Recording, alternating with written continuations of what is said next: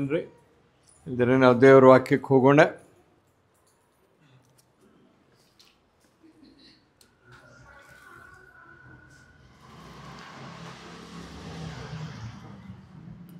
Right, ದೇವರ ವಾಕ್ಯವನ್ನು ನಾವು ನೋಡೋಣ ಸ್ವಲ್ಪ ಸಮಯ.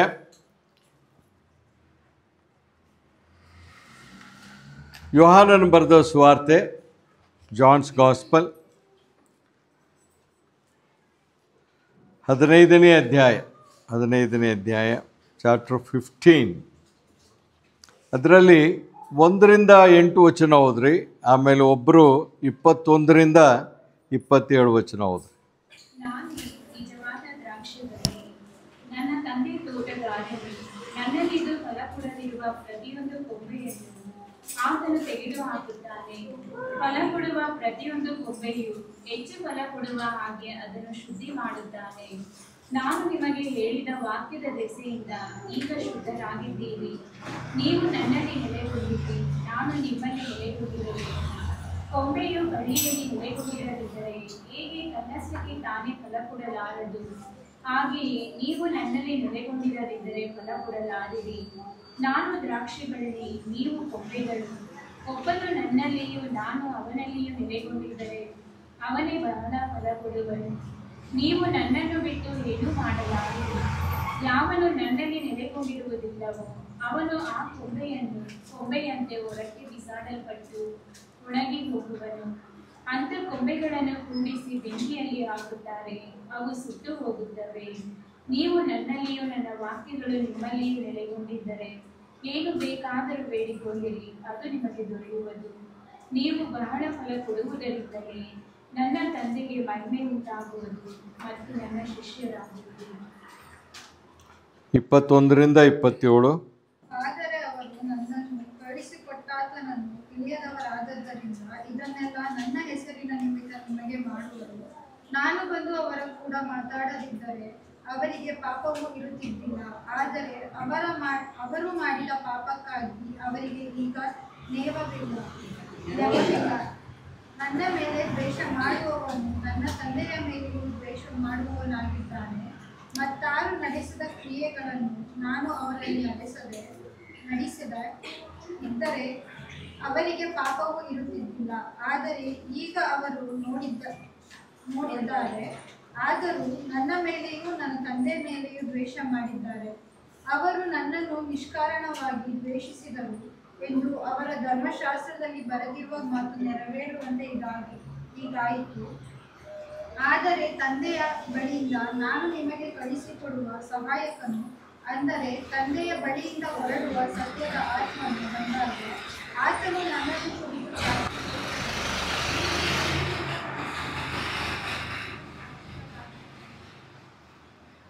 Thank you.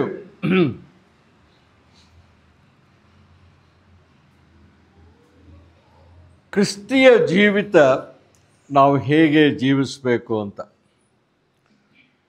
ನನಗೆ ದೇವರು ಕೆಲವು ಸಮಯದಿಂದ ಮಾತನಾಡ್ತಾ ಬಂದಂಥ ಒಂದು ವಿಷಯ ಏನಂದರೆ, ದೇವರನ್ನೇ ಆತುಕೊಂಡು ಜೀವಿಸುವುದನ್ನು ದೇವರ ಮಕ್ಕಳು ಅಭ್ಯಾಸ ಮಾಡ್ಕೋಬೇಕು.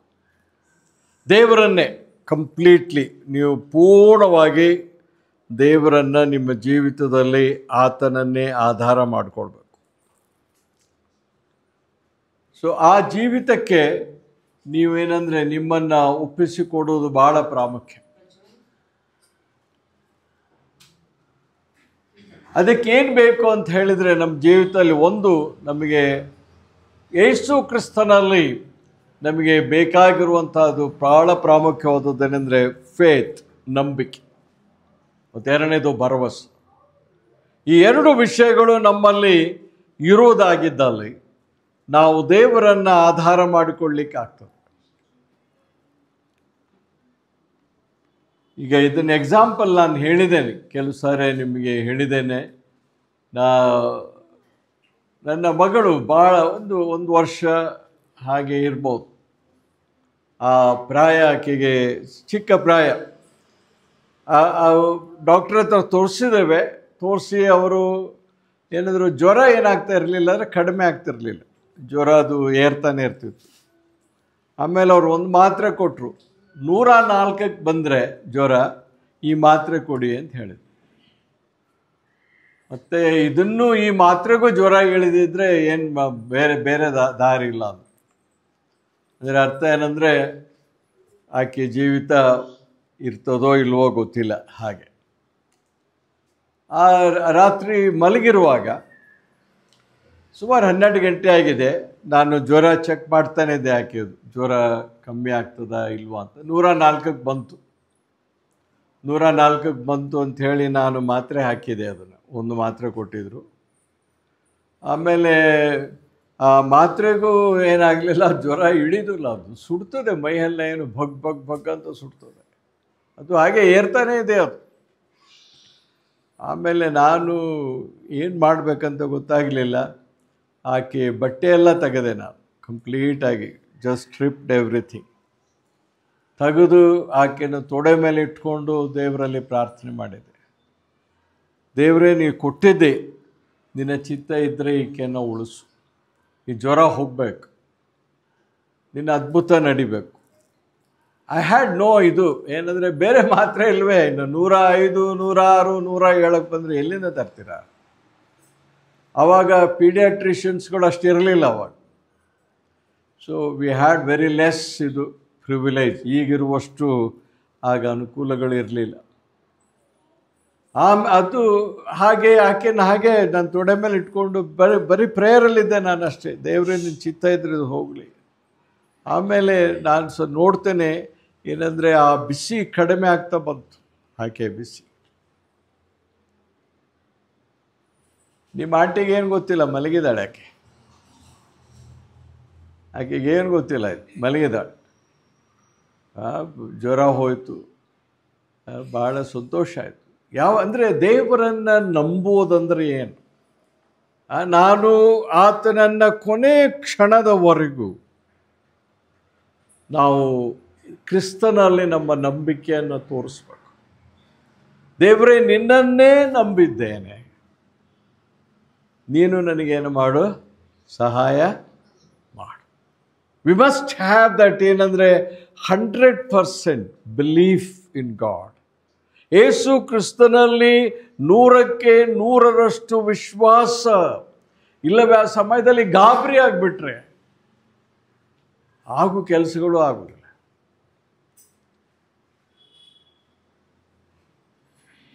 ದೇವರಲ್ಲಿ ಪೂರ್ಣವಾದಂಥ ನಂಬಿಕೆ, ಭರವಸೆ ನಮಗೆ ಬೇಕು.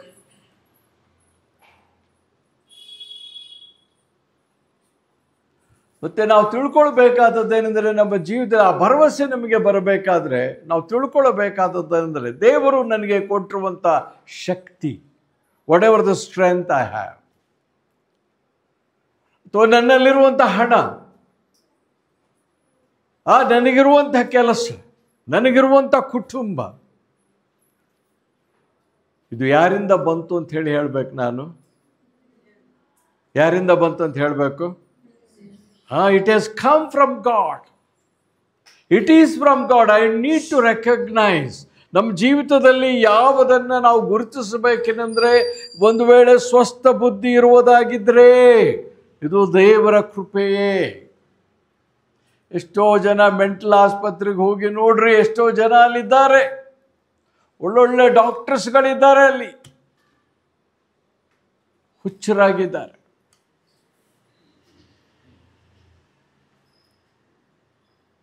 ಒಳ್ಳೊಳ್ಳೆ ಜ್ಞಾನಿಗಳಿದ್ದಾರೆ ಅಲ್ಲಿ. ನಾನು ಕೆಲಸ ಮಾಡಿದ್ದೇನೆ. 1 ತಿಂಗಳು ಹೋಗಿದ್ದೇವೆ ನಾವು ನಿಮ್ಹ್ಯಾನ್ಸ್ಗೆ, ರೀಹ್ಯಾಬಿಲಿಟೇಷನ್ ಸೆಂಟ್ರಿಗೆ 1 ತಿಂಗಳು ನಾವು ಹೋಗಿದ್ದೇವೆ. ದಿನಾಲು ಹೋಗ್ತಿದ್ವಿ. ಎವ್ರಿ ಡೇ ಆಫ್ಟರ್ನೂನ್ 2:30 4 ಗಂಟೆ ಕಾಣ್ತದೆ. ಆ ಟೈಮಲ್ಲಿ ನಾವು ಈ ರೋಗಿಗಳನ್ನು ನಾವು ನೋಡ್ತಾ ಇದ್ದೇವೆ.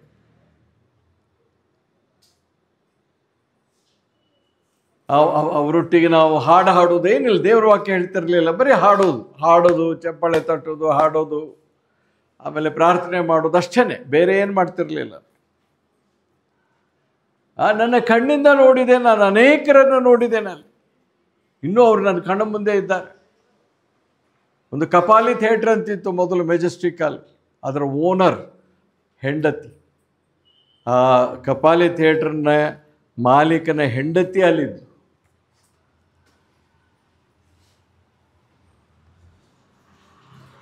ಪ್ರಿಯರೇ, ದೇವರು ನಮಗೆ ಸ್ವಸ್ಥ ಬುದ್ಧಿ ಕೊಟ್ಟಿದ್ದಾನೆ. ಈ ಬುದ್ಧಿ, ಈ ಒಂದು ಸಮಾಧಾನ ನಮಗೆ ಎಲ್ಲಿಂದ ಸಿಕ್ತು? ಇದು ದೇವರಿಂದ ಸಿಕ್ತು ಅಂಥೇಳಿ ನಾವು ಗುರುತಿಸ್ಬೇಕು. ದೇವರು ನಮಗೆ ಕೊಟ್ಟಿರುವಂತಹ ಒಂದು ವೇಳೆ ಶಿಕ್ಷಣ ಇರಬಹುದು. ಈ ಶಿಕ್ಷಣ ದೇವರಿಂದ ಬಂತು.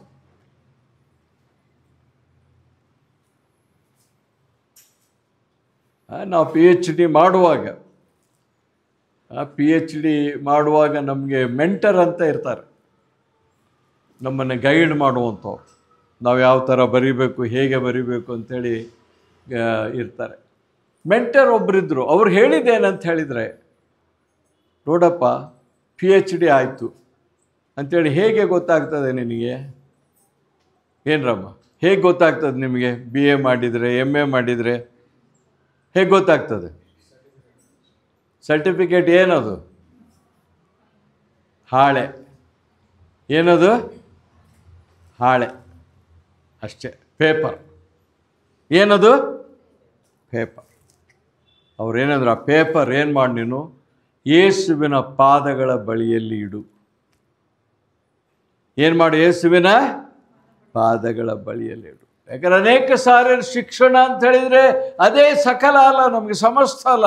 ಆ ಶಿಕ್ಷಣ ಮಾಡುವಂತೆ ಸಹಾಯ ಮಾಡಿದಂಥ ಯೇಸುವಿಗೆ ಕೃತಜ್ಞತೆ ಸಲ್ಲಿಸು. ನಿನ್ನ ಸರ್ಟಿಫಿಕೇಟನ್ನು ತಗೊಂಡು ಹೋಗಿ ಆತನ ಪಾದಗಳ ಬಳಿಯಲ್ಲಿ ಇಡು. ಹಾಗೆ ನಿಮ್ಮ ಕುಟುಂಬ, ದೇವರು ಕೊಟ್ಟಂಥ ಕುಟುಂಬ, ನಿಮ್ಮ ಮಕ್ಕಳು. ಯಾಕಂದರೆ ಮನುಷ್ಯ ಸ್ವಭಾವ ಏನಂದರೆ, ಕೊಟ್ಟದ್ದನ್ನು ಹಿಡ್ಕೊಳ್ತೇವೆ, ಕೊಟ್ಟ ದೇವರನ್ನೇನು ಮಾಡಿಬಿಡ್ತೇವೆ? ಮರೆತು ಬಿಡ್ತೇವೆ. ಕೊಟ್ಟದನ್ನು ಹಿಡ್ಕೊಳ್ತೇವೆ, ಕೊಟ್ಟ ದೇವರನ್ನ ಮರೆತು ಬಿಡ್ತೇವೆ. ಎಲ್ಲ ಇಟ್ಬಿಡ್ತೇವೆ, ಮೂಲೆಯಲ್ಲಿ ಇಟ್ಬಿಡ್ತೇವೆ.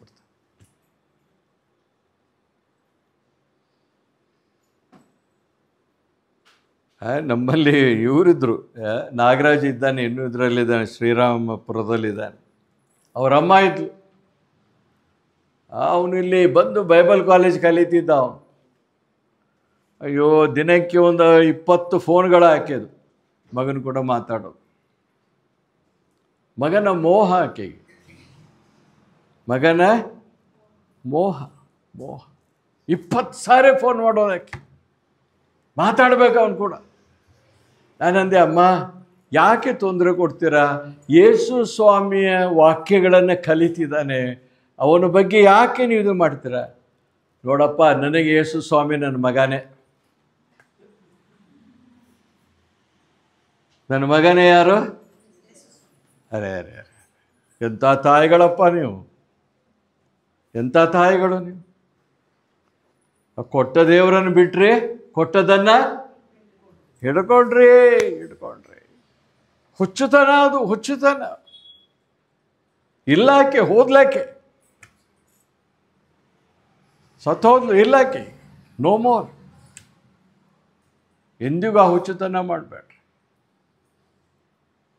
ಯಾವಾಗಲೂ ಏನು ದೇವರು ಕೊಡ್ತಾನೆ, ವಾಟ್ ಎವರ್ ಕೆಲಸ ಕೊಟ್ಟ ದೇವರ ಪಾದಗಳ ಬಡಿಯಲ್ಲಿ ಇಡ್ರಿ. ನಿಮ್ಮ ಕೆಲಸವನ್ನು ಪೂಜೆ ಮಾಡ್ಕೊಂಡು ಕೂತ್ಕೊಳ್ಳೋದಲ್ಲ, ಕೊಟ್ಟ ದೇವರನ್ನು ಆರಾಧನೆ ಮಾಡ್ರಿ.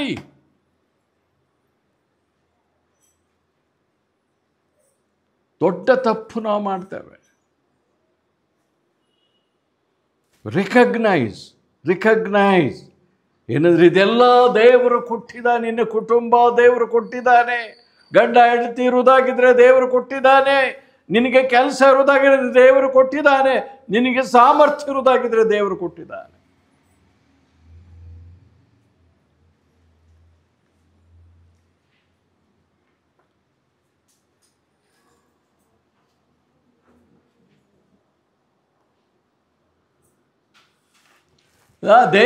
ದೇವರ ಮೇಲೆ ಭರವಸೆ ಇಡಬೇಕಾದ್ರೆ ನಾನು ಏನನ್ನು ನಾನು ಜೀವಿತದಲ್ಲಿ ನಾನು ಕಲಿಬೇಕಂದ್ರೆ, ದೇವರು ಯಾರು ಯಾರು ನನ್ನ ದೇವರು ಯಾರು? Who is this god?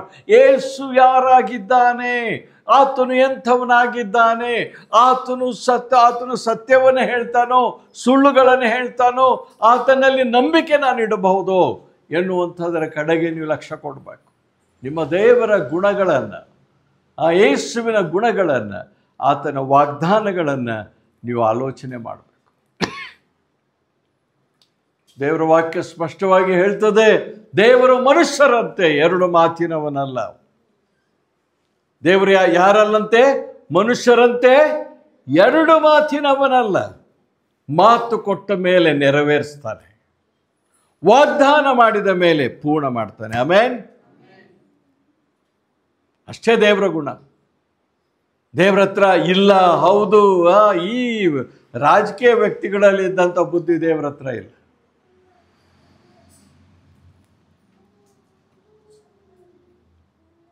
ಈ ಮುಂಜಾನೆ ವೇಳೆ ನೀವು ಒಂದು ಪ್ರಶ್ನೆ ಮಾಡಿಕೊಳ್ಬೇಕು. ಏನಂದ್ರೆ, ನೀವು ನಿಮ್ಮ ಜೀವಿತದಲ್ಲಿ ಯಾವುದನ್ನ ಆಧಾರ ಮಾಡಿಕೊಂಡಿದ್ದೀರಿ? ದೇವರನ್ನ, ಇಲ್ಲವೇ ನಿಮಗಿರುವಂಥ ಹಣವನ್ನ, ನಿಮಗಿರುವ ಕೆಲಸವನ್ನ, ನಿಮಗಿರುವ ವಿದ್ಯೆಯನ್ನ, ನಿಮಗಿರುವ ಕುಟುಂಬವನ್ನ, ನಿಮಗಿರುವ ಸಾಮರ್ಥ್ಯವನ್ನ ನೀವೊಂದು ವೇಳೆ ಆಧಾರ ಮಾಡಿಕೊಂಡಿದ್ದೀರೋ? What is your dependence? ಈ ಮುಂಜಾನೆ ವೇಳೆ ಮಗನೇ ಮಗಳೇ, ಯಾವುದನ್ನು ನೀನು ಆಧಾರ ಮಾಡಿಕೊಂಡು ಈ ಕ್ರಿಸ್ತಿಯ ಬಾಳ್ವೆಯನ್ನು ನೀನು ಜೀವಿಸ್ತಾ ಇದ್ದೀಯ?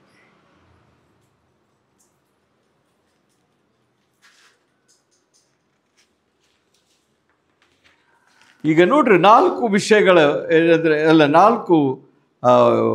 3 ವಚನ ನಾವು ನೋಡುವ.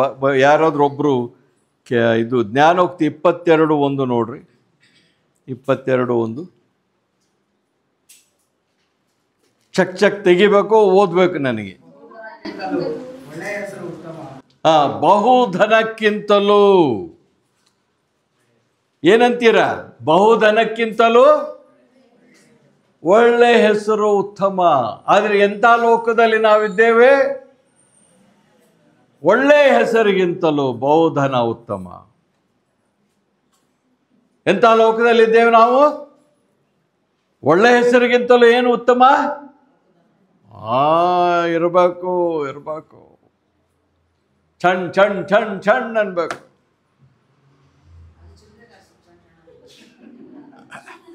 ಪರ್ ಪರ್ ಪರ್ ಪರ್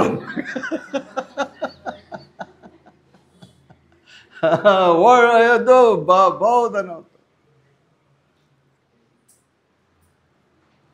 ಇಲ್ಲ ಇವರೇ ಇದ್ದ ಕೆಲವೊಬ್ರು ಹುಚ್ಚುತನ ಇದೆ, ಹಣದ ಹುಚ್ಚುತನ ಇದೆ, ಬಂಗಾರ ಬೆಳ್ಳಿಯ ಹುಚ್ಚುತನ ಇದೆ. ನಮ್ಮ ಅತ್ತಿಗೆ ಇದ್ದಾಳೆ, ನಮ್ಮ ಅಣ್ಣನ ಹೆಂಡತಿ. ನನಗೆ ಅಷ್ಟೇನಿರಲಿಲ್ಲ ಅವಾಗ, ಅದೇ ಮದುವೆ ಆಗಿ 1-2 ವರ್ಷ ಆಗಿತ್ತು. ನೋಡು, ನನ್ನ ಹತ್ರ 12 ತೊಲೆ ಬಂಗಾರ ಇದೆ, ನಿನ್ನ ಹತ್ರ ಏನಿದೆ ಅಂತ ಕೇಳಿದ್ರು. ನಾನು ಹೇಳಿದೆ, ಇದೊಂದು ಉಂಗುರ ಇದೆ.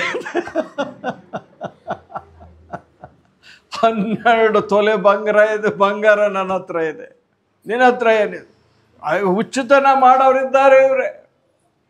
ಅವ್ರು ಸುಮ್ಮನೆ ಸಾಯೋದಿಲ್ಲ. ಅವರು ಆ ಬಂಗಾರ ತೊಳೆದು ಬಿಟ್ಟು ನೀರು ಕುಡಿಸಿದ್ರೆ ಸಾಯ್ತಾರೆ ಅವ್ರು.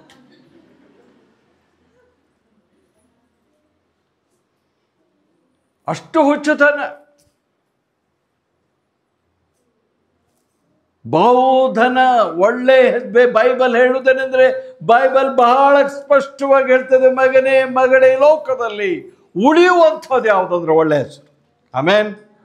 ಒಳ್ಳೆ ಹೆಸರು ಅಷ್ಟೇ. ನಿಜಾಮನ ಹತ್ರ ಇಷ್ಟು ಹಣ ಇತ್ತು, ಯಾರು ನೆನೆಸುವುದಿಲ್ಲ ನಿಜಾಮನನ್ನು. ಇವತ್ತು ಜಗತ್ತಿನಲ್ಲಿ 7 ಜನ ಐಶ್ವರ್ಯವಂತರಲ್ಲಿ ಅವನು ಒಬ್ಬನಾಗಿದ್ದ. ಇವತ್ತು ಅವನೆಲ್ಲಿದ್ದಾನೋ, ಅವನ ಕುಟುಂಬ ಹೇಗಿದೆಯೋ ಅವ್ರಿಗೆ ಗೊತ್ತು. ಆದರೆ ಯಾರ ಹೆಸರು ಗೊತ್ತಿದೆ ಎಲ್ಲರಿಗೆ?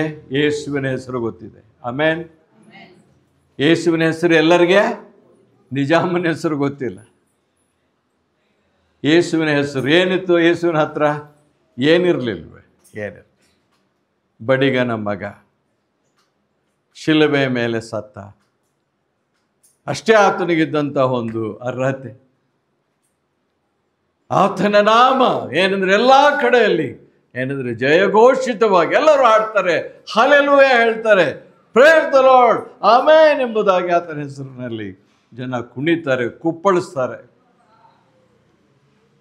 ಆಮೆನ್.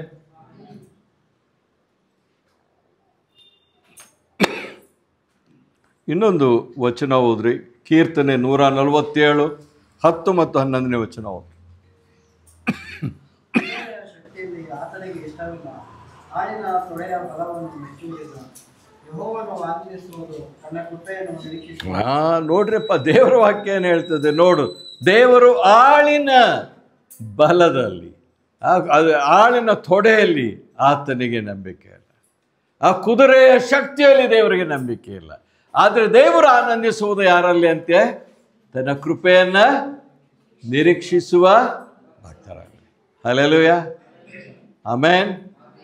ದೇವರ ವಾಕ್ಯ clear. It is not in your strength.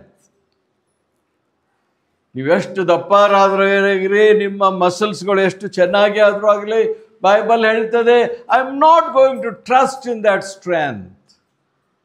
ಆ ಬಲ ಅಲ್ಲ, ಆ ತೋಳ ಬಲ ಅಲ್ಲ, ಆ ಕುದುರೆ ಅಲ್ಲ. ಐ ಆಮ್ ನಾಟ್ ಏನಂದರೆ giving importance to those things. ನನಗೆ ಯಾರು ಪ್ರಾಮುಖ್ಯ ಅಂದರೆ ನನ್ನ ಕೃಪೆಯನ್ನು ನಿರೀಕ್ಷಿಸುವಂಥ ಭಕ್ತರಲ್ಲಿ.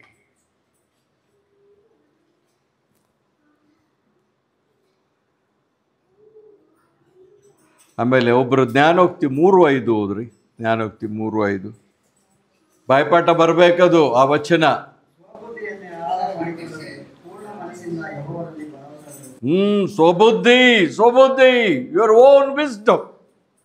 ಎಲ್ಲ ನನಗೆ ಗೊತ್ತಿದೆ, ನಾನೇನು ಸ್ಮಾರ್ಟ್ ಥಿಂಕರ್, ಎಲ್ಲ ಇರಲಿ. ನಮ್ಮ ಬುದ್ಧಿಯೇ ನಮಗೆ ಹುಚ್ಚುತನ ಆಗ್ತದೆ. ನಾವು ಯಾವುದು ನಮ್ಮ ಶಕ್ತಿ ಅಂದ್ಕೊಳ್ತೇವೋ ಅದೇ ನಮ್ಮ ಬಲಹೀನತೆ ಆಗ್ತದೆ.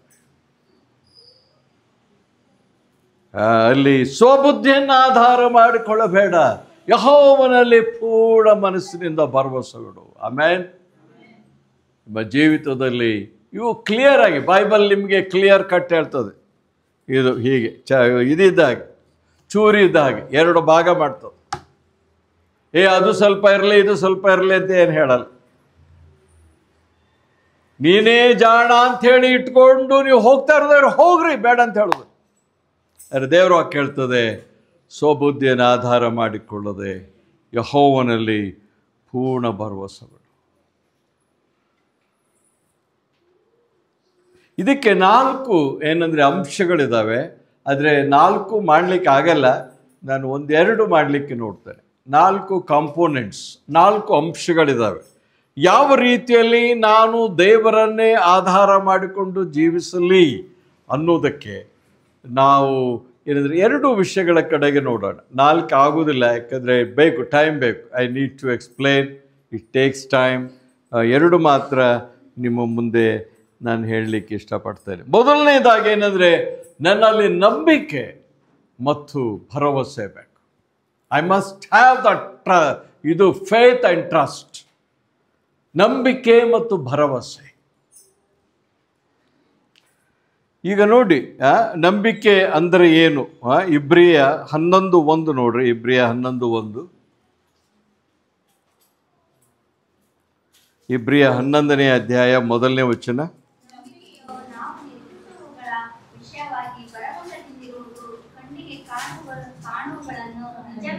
ಕಾಣದಿರುವಗಳು.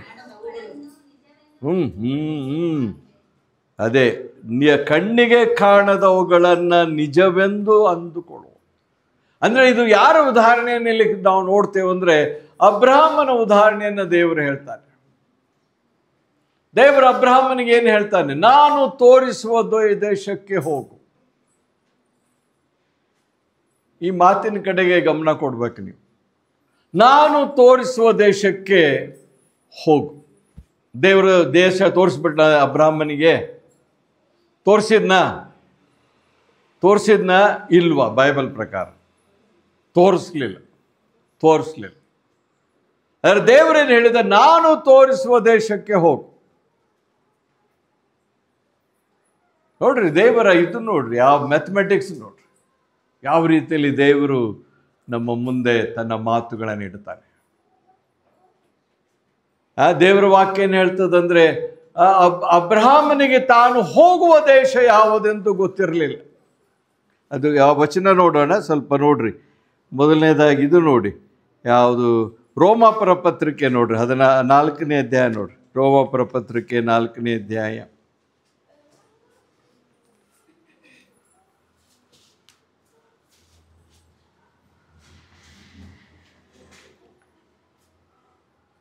ಹದಿನೆಂಟನೇ ವಚನ, ಆಮೇಲೆ ಒಬ್ಬರು 20ನೇ ವಚನ ಓದ್ರಿ. ನಿನ್ನ ಸಂತಾನವು ನಕ್ಷತ್ರಗಳಷ್ಟಾಗುವುದು ಎಂಬುದಾಗಿ ತನಗೆ ಹೇಳಲ್ಪಟ್ಟ ಮಾತು ನೆರವೇರುವುದಕ್ಕೆ ಮಾರ್ಗ ತೋರದೆ ಇರುವುದರಿಂದ ಅಬ್ರಹಾಮನು ತಾನು ಅನೇಕ ಜನಾಂಗಗಳಿಗೆ ಮೂಲ ಪಿತೃವಾಗುವೆನೆಂಬ ನಿರೀಕ್ಷೆಗೆ ಆಸ್ಪದವಿಲ್ಲದಿರುವಾಗಲೂ ನಿರೀಕ್ಷಿಸಿ. ಮೊದಲನೇದಾಗಿ ನೀವು ನೋಡ್ತೀರಿ, ಆ ಮಾತಿನ ಕಡೆ ಗಮನ ಕೊಡಬೇಕು ನೀವು. ಏನಂದರೆ, ನಿರೀಕ್ಷೆಗೆ ಆಸ್ಪದ ಇಲ್ಲದೆ ಇರುವಾಗಲೂ ನಿರೀಕ್ಷಿಸಿ ನಂಬಿದ.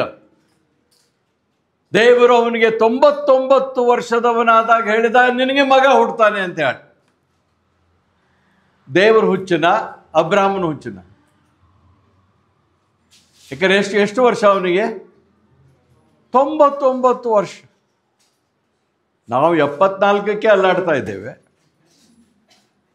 ಅವನು 99 ವರ್ಷ. ಅವನು ಏನಂತ ಹೇಳಿದ್ರೆ, 99 ವರ್ಷದವನಿಗೆ ದೇವರು ಹೇಳ್ತಾನೆ, ನಿನಗೆ ಮಗ ಹುಡ್ತಾನೆ. ಅವನ ಹೆಂಡತಿ 90 ವರ್ಷ.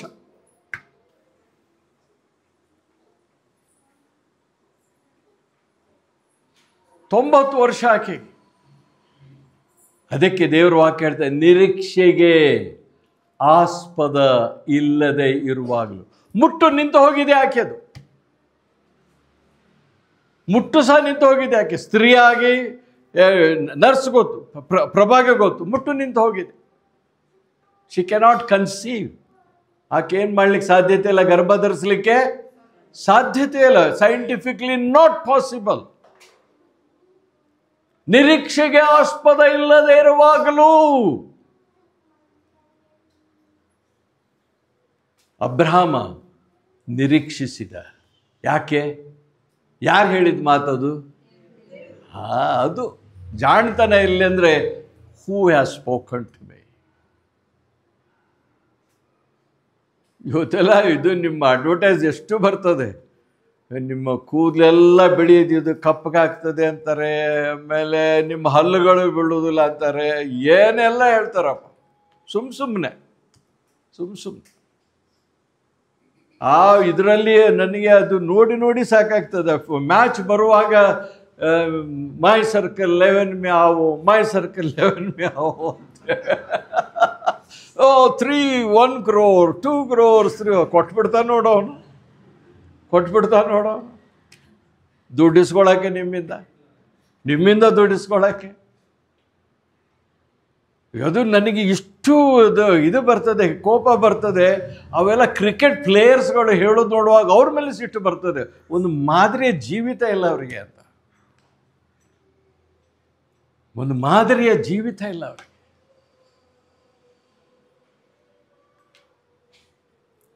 ಪ್ರಿಯರೇ, ಏನಂತ ಹೇಳಿದ್ರೆ, ನಿರೀಕ್ಷೆಗೆ ಆಸ್ಪದ. ದೇವರು ಹೇಳಿದ, ಇಟ್ಸ್ ಗಾಡ್ ಸ್ಪೋಕನ್ ವರ್ಡ್. ದೇವರು ಹೇಳಿದಂಥ ಮಾತುಗಳು ಇಲ್ಲಿದ್ದಾವೆ. Amen. God's words are here. ಯಾಕೆ ಟಿವಿ ನೋಡಿ ಹುಚ್ಚರಾಗ್ತೀರಿ? ಯಾಕೆ ಅಡ್ವರ್ಟೈಸ್ ನೋಡಿ ಹುಚ್ಚರಾಗ್ತೀರಿ ನೀವು?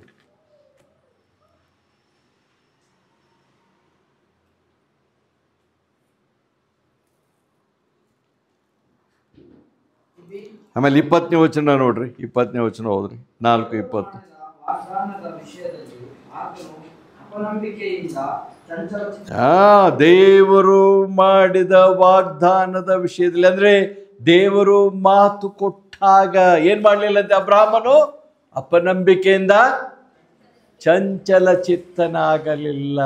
There was no wavering. ಮನಸ್ಸಿನಲ್ಲಿ ಹೊಯ್ದಾಟ ಆಗಲಿಲ್ಲ ಅವನಿಗೆ.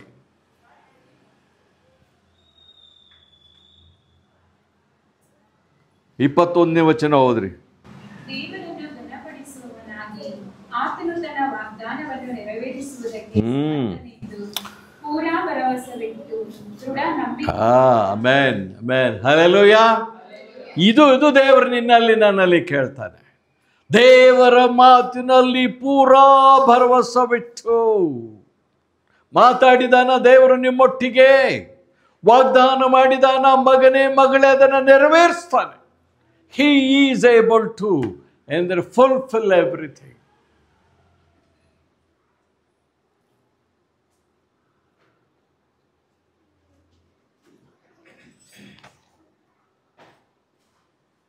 ಅದು ಏನಂದರೆ ಅಬ್ರಹಾಮನ ಜೀವಿತದಲ್ಲಿ ಏನಂದರೆ ಆ ನಂಬಿಕೆ ಮತ್ತು ಭರವಸೆ. ದೇವರು ಮಾಡೇ ಮಾಡ್ತಾನೆ, ಹೇಳಿದಾನ ಮಾಡ್ತಾನೆ, ಇವತ್ತಿಲ್ಲ ನಾಳೆ ಮಾಡ್ತಾನೆ, ಖಂಡಿತವಾಗಿ ಮಾಡ್ತಾನೆ, ತನ್ನ ಮಾತನ್ನು ನೆರವೇರಿಸ್ತಾನೆ. ಈ ಜೀವಿತ ನೀವೇನು ಮಾಡಬೇಕಂದ್ರೆ ಅಭ್ಯಾಸ ಮಾಡ್ಕೊಳ್ಬೇಕು. ದೇವರಲ್ಲಿ ನಾನು ಹೇಗೆ ನಂಬಿಕೆ ಇಡೋದು, ಹೇಗೆ ಭರವಸೆ ಇಡೋದು.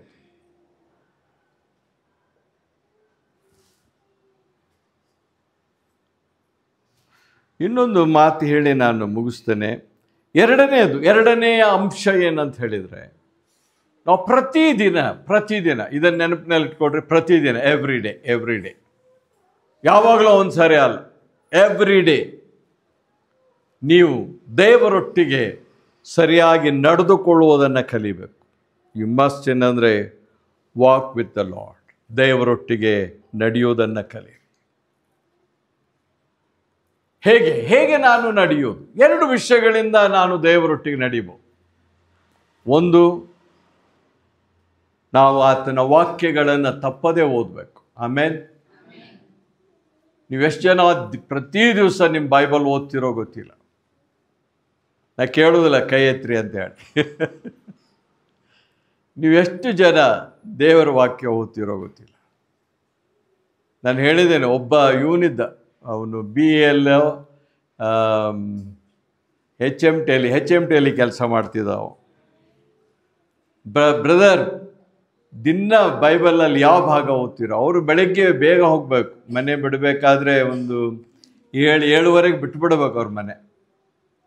ಬ್ರದರ್, ನಾವು ಬೇಗ ಎದ್ದು ಬ್ರೇಕ್ಫಾಸ್ಟ್ ಮಾಡಿ ಬಿಟ್ಬಿಡ್ಬೇಕು, 7:30 ಮನೆ ಬಿಟ್ಬಿಡ್ಬೇಕು, ಟೈಮ್ ಇರಲ್ಲ ನನಗೆ. ಮತ್ತು ಏನು ಮಾಡಿದ್ದೀರಾ? ಇದರಲ್ಲಿ ಕ್ಯಾಲೆಂಡ್ರಲ್ಲಿ ಬೈಬಲ್ ವಚನ ಇರ್ತದಲ್ಲ, ಅದನ್ನು ಓದ್ಬಿಟ್ಟು ಹೋಗ್ತೇನೆ ಅಂತ ಹೇಳಿದ್ರು. ಎಷ್ಟು ದೊಡ್ಡ ವಾಕ್ಯ ಇರ್ತದಲ್ಲಿ? ಏನ್ರಿ, ಕ್ಯಾಲೆಂಡ್ರಲ್ಲಿ ಎಷ್ಟು ದೊಡ್ಡ ವಾಕ್ಯ ಇರ್ತದೆ? ಇಷ್ಟಿರ್ತದೆ ಅದು ವಾಕ್ಯ. ಇನ್ನೊಬ್ಬ ಇದ್ದ, ಅವನು ಸ್ಮಗ್ಲರ್ ಆಗಿದ್ದ. ಅವನು ಮಂಗಳೂರಲ್ಲಿ ಸಿಕ್ಕಿದ ನನಗೆ. ಸಿಕ್ಕರೆ ಬ್ರದರ್ ಏನು ಓದಿದ್ರಿ ಇವತ್ತು? ಬ್ರದರ್, ಬೈಬಲ್ ತೆಗೆದು ಓದಬೇಕು ಅಂದರೆ ನಿದ್ದೆ ಬರ್ತದೆ ಅಂದ. ಬೈಬಲ್ ತೆಗೆದು ಓದಬೇಕಂದ್ರೆ ನಿದ್ದೆ ಬರ್ತದೆ. ಇನ್ಯಾವಾಗಪ್ಪ ಮತ್ತೆ ವಾಕ್ಯ ಓದಬೇಕು? ವಾಕ್ಯ ಅಟ್ಲೀಸ್ಟ್ ನಾನು ಹೇಳುವುದೇನೆಂದರೆ, ದಿನಕ್ಕೆ ಒಂದು 7 ನಿಮಿಷವಾದರೂ ಓದಬೇಕು. 7 minutes, 7 ನಿಮಿಷ ಕೊಡಪ್ಪ ಸಾಕು ನನಗೆ. ನೀವು ಇವತ್ತು ನನಗೆ ಮಾತು ಕೊಡ್ರಿ, 7 ನಿಮಿಷ. ಕೆಲವರು ಓದ್ಲಿಕ್ಕೆ ಬರಲ್ಲ, ಪಾಪ ಕೆಲವೊಬ್ರು ಇದ್ದಾರೆ ನಮ್ಮಲ್ಲಿ, ಓದಕ್ಕೆ ಬರಲ್ಲ. ನೀವು ಅದನ್ನು ಹೇಗಾದ್ರೂ ನಿಮ್ಮ ಮಕ್ಕಳಿಗಾದರೂ ಹೇಳ್ಬೇಕು, ಓದಪ್ಪ ಈ ವಚನ ಓದು, ಈ ಭಾಗ ಓದ್ರಿ, ಆ ಕೀರ್ತನೆಗಳನ್ನಾದರೂ ಓದ್ರಿ, ಒಂದು 10 ವಚನ ಓದ್ರಿ ಸಾಕು, ಗಟ್ಟಿಯಾಗಿ ಓದ್ರಿ. ಬೈಬಲ್ ಕಡೆಗೆ, ಬೈಬಲಿನ ವಾಕ್ಯ ಓದುವಂಥದ್ದು ಬಹಳ ಪ್ರಾಮುಖ್ಯ. ನೋಡಿ ಆ ವಚನ ಇನ್ನೊಂದ್ಸರಿ ನೋಡೋಣ. ಯೋಹಾನನ ಸುವಾರ್ತೆ ನೋಡ್ರಿ, 15ನೇ ಅಧ್ಯಾಯ 5ರಿಂದ ನೋಡ್ರಿ, 5ರಿಂದ 8 ವಚನ ನೋಡ್ರಿ. ನಾನು ದ್ರಾಕ್ಷಿ ಬಳ್ಳಿ, ನೀವು ಕೊಂಬೆಗಳು. ಒಬ್ಬನು ನನ್ನಲ್ಲಿಯೂ ನಾನು ಅವನಲ್ಲಿಯೂ ನೆಲೆಗೊಂಡಿದ್ದರೆ ಅವನೇ ಬಹಳ ಫಲ ಕೊಡುವನು. ನೀವು ನನ್ನನ್ನು ಬಿಟ್ಟು ಇದನ್ನ ನೀವು ತಿಳ್ಕೊಳ್ಬೇಕು, ಬರ್ದಿಟ್ಕೊಡ್ರಿ. ನೀವು ನನ್ನನ್ನು ಬಿಟ್ಟು ಏನು ಮಾಡೋಕ್ಕಾಗಲ್ಲ. ಕ್ರಿಸ್ತಿಯ ಜೀವಿತ ಕ್ರಿಸ್ತನ ಸಹಾಯವಿಲ್ಲದೆ ಜೀವಿಸಲಿಕ್ಕೆ ಆಗಲ್ಲ. ಆಮೇಲೆ ಅಷ್ಟೇ, ಕ್ರಿಸ್ತಿಯ ಜೀವಿತ ಕ್ರಿಸ್ತನ ಸಹಾಯವಿಲ್ಲದೆ ಜೀವಿಸಲಿಕ್ಕಾಗಲ್ಲ. ನಿಮ್ಮ ಸ್ವಂತ ನಿರ್ಧಾರದ ಮೇಲೆ, ನಿಮ್ಮ ಸ್ವಂತ ಶಕ್ತಿಯ ಮೇಲೆ, ನಿಮ್ಮ ಸ್ವಂತ ಜ್ಞಾನದ ಮೇಲೆ ನಿಮ್ಮ ಈ ಕ್ರಿಸ್ತಿಯ ಬಾಳ್ವೆ ಓಟ ಭಾಳ ದೂರ ಓಡಲಿಕ್ಕಾಗಲ್ಲ. ಸ್ವಲ್ಪ ದೂರ ಓಡ್ತೀರಾ, ಆಯಾಸಗೊಂಡು ಬೇಕಾದ್ರೆ ಹಿಂದೆ ಉಳಿದು ಬಿಡ್ತೀರ. You are not going to run long. ನನ್ನನ್ನು ಬಿಟ್ಟು ನೀವೇನು ಮಾಡಲ್ಲ. ಆಮೇಲೆ ಮುಂದೆ ಓದಮ್ಮ.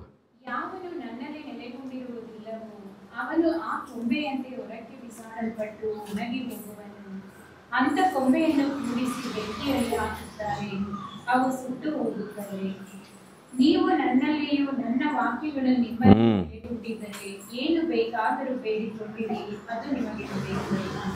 ನೀವು ಬಹಳ ಫಲ ಕೊಡುವುದರಿಂದಲೇ ನನ್ನ ತಂದೆಗೆ ಮಹಿಮೆ ಉಂಟಾಗುವುದು ಮತ್ತು ನನ್ನ ಶಿಷ್ಯರಾಗುವುದು. ಅಷ್ಟೇ ಅದು. ನೀವು ನನ್ನಲ್ಲಿಯೂ ನನ್ನ ವಾಕ್ಯಗಳು ನಿಮ್ಮಲ್ಲಿಯೂ ನೆಲೆಗೊಂಡಿದ್ದರೆ ಏನಾಗ್ತದೆ? ಏನು ಬೇಕಾದರೂ ಬೇಡ್ಕೊಡ್ರಿ, ನಿಮಗೆ ದೊರೆಯು. ಅಷ್ಟೇನೆ. ದ ಮ್ಯಾಥಮೆಟಿಕ್ಸ್ ಅಷ್ಟೇ. ದ ಮ್ಯಾಥ್ಸ್, ಸಿಂಪಲ್ ಮ್ಯಾಥ್ಸ್, ದೇವರ ದೃಷ್ಟಿಯಲ್ಲಿ ಸಿಂಪಲ್ ಮ್ಯಾಥ್ಸ್. ನೋಡಪ್ಪ, ನೀನು ನನ್ನಲ್ಲಿಯೂ ನನ್ನ ವಾಕ್ಯಗಳು ನಿನ್ನಲ್ಲಿಯೂ ನೆಲೆಗೊಂಡಿದ್ರೆ ಏನು ಬೇಕಾದರೂ ಬೇಡ್ಕೊ, ನಿನಗೆ ಸಿಗ್ತದೆ. ಕೊಡು, ತಗೋ. ನಿನ್ನ ಸಮಯ ಕೊಡು, ನಾನು ನಿನಗೆ ನನ್ನ ಆಶೀರ್ವಾದ ಕೊಡ್ತೇನೆ. ಆಮೇಲೆ ಅಷ್ಟೇ. 7 ನಿಮಿಷ ನಾನು ಕೇಳೋದು, 7 ನಿಮಿಷ ಕೊಡ್ರಿ. Give 7 minutes a day. ಒಂದು ದಿವಸದಲ್ಲಿ 7 ನಿಮಿಷ ದೇವರ ವಾಕ್ಯಕ್ಕಾಗಿ ಕೊಡ್ರಿ. ಎಷ್ಟು ಆಗ್ತದೆ ಅಷ್ಟು ಓದ್ರಿ. 7 ನಿಮಿಷದಲ್ಲಿ ಎಷ್ಟು ಆಗ್ತದೆ ಅಷ್ಟು ಓದ್ರಿ. ಮುಂದೆ ಬೇಕಾದ್ರೆ ಇನ್ನೊಂದು 2 ನಿಮಿಷ, ನೀವು 3 ನಿಮಿಷ ಪ್ರಾರ್ಥನೆ ಮಾಡಿರಿ. ಒಂದು 10 ನಿಮಿಷ ನೀವು ಕಳೆದ್ರೆ ಏನಾಗುವುದಿಲ್ಲ. Nothing will happen. ಮತ್ತು ಒಬ್ಬರೇ ಕೊಲಸ್ಸೆ 3:15-16 ಓದ್ರಿ. 3:16.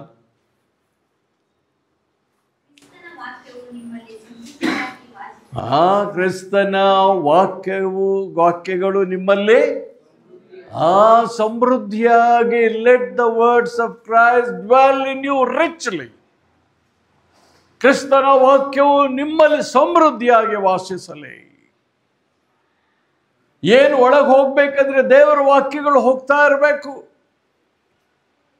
ಅದಕ್ಕೆ ಯೇಸು ಕ್ರಿಸ್ತ ಹೇಳಿದ್ದು ಮಾತೇನೆಂದ್ರೆ, ಮನುಷ್ಯನು ಬರೀ ರೊಟ್ಟಿ ತಿಂದ ಮಾತ್ರಕ್ಕೆ ಬದುಕುವುದಿಲ್ಲ, ದೇವರ ಬಾಯಿಂದ ಹೊರಡುವ ಪ್ರತಿ ಮಾತಿನಿಂದ ಜೀವಿಸುವನು. ಆಮೇಲೆ ಅಷ್ಟೇನೆ. ರೊಟ್ಟಿ ತಿಂದ ಮಾತ್ರಕ್ಕೆ ಬದುಕುವುದಿಲ್ಲ, ದೇವರ ಬಾಯಿಂದ ಹೊರಡುವ ಪ್ರತಿಯೊಂದು ಮಾತಿನಿಂದ ಏನಾಗ್ತಾನೆ? ಬದುಕ್ತಾನೆ.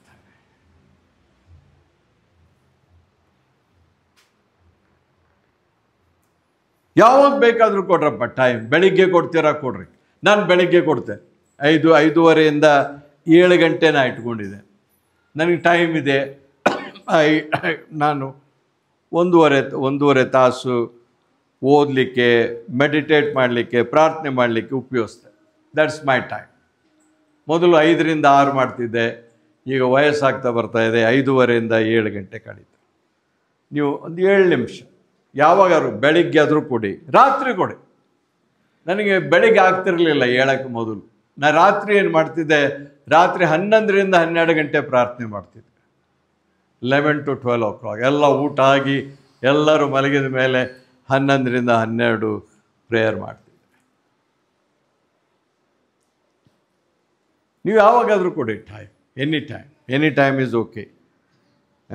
ಅಥವಾ ನೀವು ಇದು ಬಸ್ಸಲ್ಲಿ ಕೂತಿರ್ತೀರ, ಹೋಗ್ತಾ ಇರ್ತೀರ. ಈಗ ಪುಷ್ಪ ಶಾಲೆಗೆ ಹೋಗ್ಬೇಕು, ರೆಡ್ಡಿ ಶಾಲೆಗೆ. ಒಂದು 15 ನಿಮಿಷ ಬೇಕಮ್ಮ, ಪ್ರಾರ್ಥನೆ ಮಾಡ್ಕೊಂಡು ಹೋಗಿ. ಆಮೇಲೆ ಯು ಯೂಸ್ ಯುವರ್ ಟೈಮ್. ಅಥವಾ ಅದರಲ್ಲಿ ಮೊಬೈಲಲ್ಲೇ ಬೈಬಲ್ ಇದ್ದರೆ ಓದ್ಕೊ, ಅಲ್ಲಿ 15 ನಿಮಿಷದಲ್ಲೇ ಮಾಡು. ಏನು ಸಪ್ರೇಟಾಗಿ ಕೊಡಬೇಕಂತೇನಿಲ್ಲ. ಆಮೇಲೆ ಸಾಧ್ಯತೆ ಇದೆಯಾ? ಮಾಡ್ಬೋದಾ? ನೀವು ಟ್ರಾವೆಲ್ ಮಾಡುವಾಗ ಹೋಗಲಿ. ಅಡುಗೆ ಮಾಡ್ತಾ ಇರ್ತೀರ, ಈಗ ಇದು ಬರ್ತದೆ. ನೀವು ಈಗ ಈ ಬೈಬಲ್ ಆ್ಯಪ್ಗಳು ತೆಗೆದುಬಿಟ್ಟು ಇದು ಹಾಕಿಬಿಡ್ರಿ. ಏನು ಅದನ್ನೇ ಮಾತಾಡೋಕ್ಕೆ ಹೇಳಿಬಿಡ್ರಿ, ಅದೇ ತಾನೇ ಓದ್ತದೆ. ನೀವು ಕೇಳಿಸ್ಕೊಂಡು ಅಡುಗೆ ಮಾಡ್ಬೋದು. ದೇವ್ರ ವಾಕ್ಯ ಕೇಳಿಸ್ಕೊಂಡು, ರತ್ನ ಕೇಳಿಸ್ಕೊಂಡೇ ಅಡುಗೆ ಮಾಡ್ಬೋದು. ಆದರೆ ಇದು ಇರ್ಬೇಕು, ಏನೋ ಸ್ಮಾರ್ಟ್ ಫೋನ್ ಇರ್ಬೇಕು.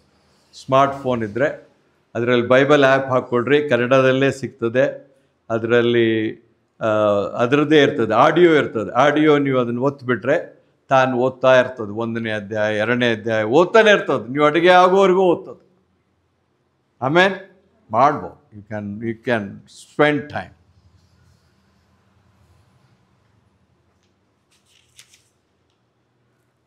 ಸಾಕು, ಅಷ್ಟು ನಾನು ಬಿಡ್ತೇನೆ. ಇನ್ನೂ 2 ವಿಷಯಗಳು ಆಗೋದಿಲ್ಲ. ಇನ್ನೊಂದು ತಾಸು ಕೂತ್ಕೋಬೇಕಾಗ್ತದೆ ನೀವು. ಇಷ್ಟು ಸಾಕು. ಸೊ ಇದೆರಡು ವಿಷಯಗಳ ಕಡೆಗೆ ಗಮನ ಕೊಡ್ರಿ.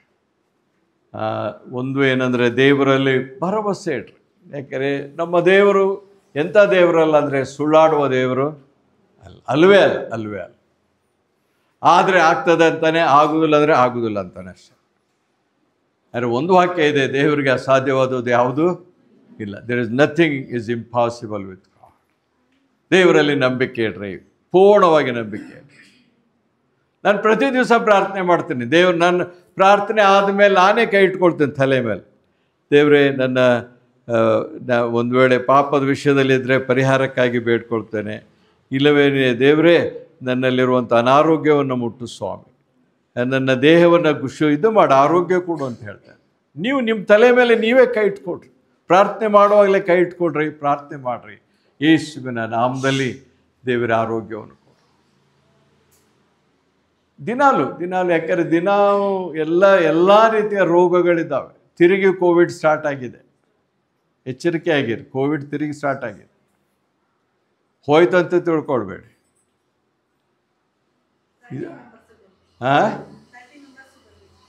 ಅದೇ ಕೇಳ್ರಿ, ಪ್ರಭಾ ಕೇಳಿ, she is up to date ಇದ್ದಾಳೆ. ಅದೇ ಎಕ್ಸ್ಪೈರ್ಡ್ ಆಗಿದ್ದಾರೆ. ದಯಮಾಡಿ ಇದು ಮಾಡಬೇಡಿ, ಏನು ಅಲಕ್ಷ್ಯ ಮಾಡಬೇಡಿ. Take care of your health. ಪ್ರಾರ್ಥನೆ ಮಾಡಿ, ನಿಮ್ಮ ಕೈಗಳನ್ನೇ ಇಟ್ಕೊಡ್ರಿ. ಅಂಕಲೇ ಇಡಬೇಕಂತಲ್ಲ, ಚೈತ್ರ ನೀನೇ ಇಟ್ಕೊಂಡು ಪ್ರಾರ್ಥನೆ ಮಾಡು. ದೇವರು ಸಹಾಯ ಮಾಡ್ತಾರೆ. Amen. God can help you. ಯಾಕಂದ್ರೆ ನಮ್ಮ ಕೈ ಶುದ್ಧ ಅಲ್ಲ. ಯಾರ ಹೆಸರು ಶುದ್ಧ? ಯೇಸುವಿನ ಹೆಸರು. ಆಮೇನ್. ಯೇಸು ನನ್ನನ್ನು ಮುಟ್ಟಿದರೆ ಎಲ್ಲ ಸರಿಯಾಗ್ತದೆ. ಇವತ್ತು ಅದನ್ನು ದೇವರು ನಿಮ್ಗೆ ಸಹಾಯ ಮಾಡಲಿ. ಆತನಲ್ಲಿ ಪೂರ್ಣ ಭರವಸೆ ಇಡ್ರಿ. ನೀವು ಚಂಚಲ ಚಿತ್ರ ಆಗಬೇಡ್ರಿ. ಅಬ್ರಾಹ್ಮ ನಂಬಿದ ಕೆಟ್ಟು ಹೋಗಲಿಲ್ಲ. ಮಕ್ಕಳಾದರೂ ನಕ್ಷತ್ರಗಳಷ್ಟು ಮಕ್ಕಳಾದರು ಅವನಿಗೆ. ಈಗ ಮುಸಲ್ಮಾನರಲ್ಲಿದ್ದಾರೆ, ಕ್ರೈಸ್ತರಲ್ಲಿದ್ದಾರೆ, ಯಹೂದರಲ್ಲಿದ್ದಾರೆ.